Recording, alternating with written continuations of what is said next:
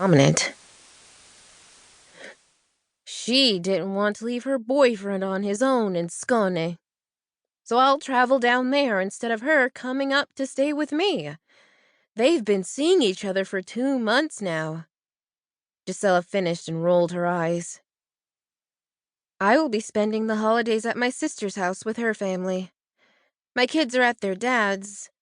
This will be the first Christmas without them, so this is all new for us, said Soraya, who had just gone through a divorce earlier in the summer. Soraya adjusted her glasses and started twirling a dark graying strand of hair. Karen, a girl with dull short hair that always dressed like a little old lady, didn't say a peep per usual. Mila suspected she was chronically shy.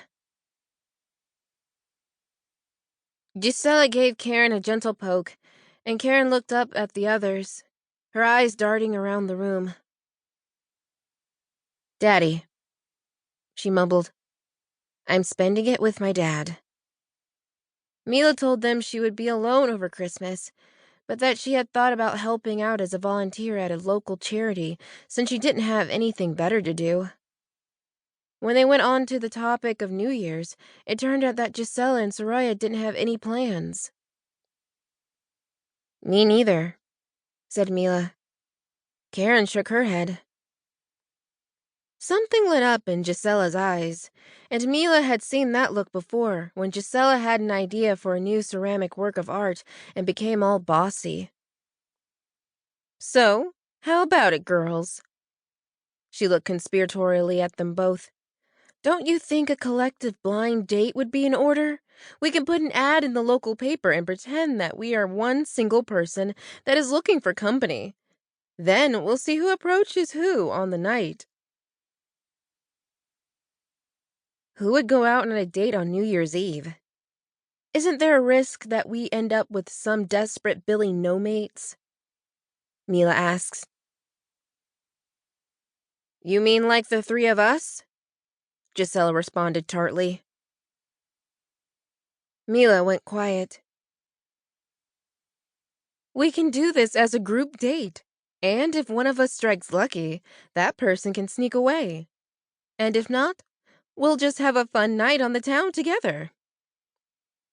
"What if one of us is left alone at the end?" Karen whispered, who was clearly hinting this might be her.